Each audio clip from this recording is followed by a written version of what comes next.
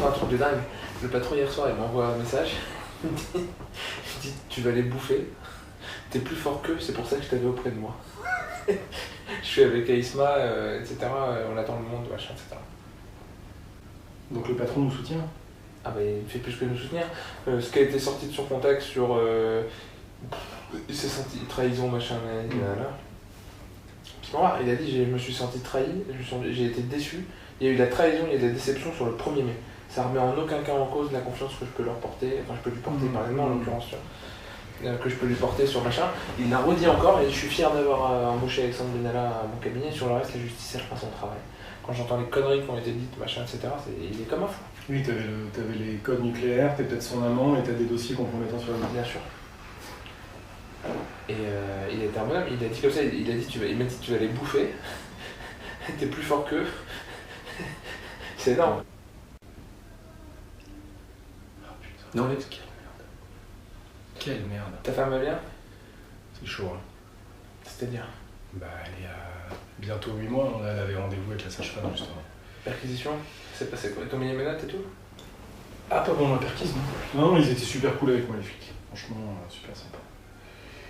Au début, j'ai menti, j'ai dit non, j'ai pas de flingue. Après, ils m'ont dit attends.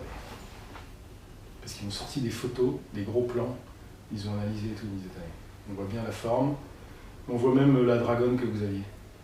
Donc à la fin, tu te dis bon, ok. C'est bon, j'avais un flingue. C'était un film, l'histoire quand même, hein? Ah, mais c'est un cauchemar, ouais. Un film d'horreur. C'est une bonne expérience. C'est pas trop métier que 26 ans, il n'y a pas grand monde qui provoque 2 commissions d'enquête parlementaire, qui bloque le fonctionnement du Parlement. Ça le fait rire. Moi, lui, ça le fait marrer. Lui, il est mort de rire. Nerveusement, mais ça le fait marrer.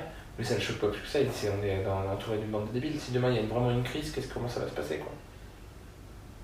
C'est Isma qui m'a dit ça tout à l'heure, il m'a dit écoute, si demain il y a vraiment un truc beaucoup plus grave et tout, qu'est-ce qui va se passer? Ils vont réagir comment, tous ces cons?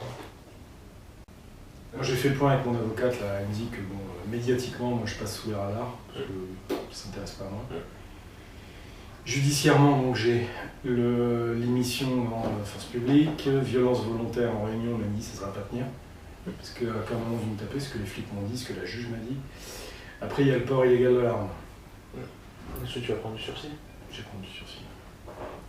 Mais ils vont perquisitionner en marche. Là. Encore? Apparemment il y a une perquise. Ouais. Et toutes mes affaires sont là-bas. En cours? Je sais pas. Alors j'essaierai bien d'y aller cette nuit, mais le problème c'est qu'il y a des flics devant. Il y a la brigade financière qui a ouvert une enquête sur la boîte, ouais. Sur Marc. Ils cherchent tout de toute façon. Donc faut changer de portage. Il faut faire ce qu'on avait prévu de faire il y a 3 semaines. Il faut faire changer le nom de. Il faut que tu disparaisses de la boîte. Donc il faut qu'on trouve un mec. Comment ça se passe chez La République En Marche pour toi? Là je suis viré le 31. Le 31 juillet? Bon, ok, c'est bon, après, tranquille, chômage.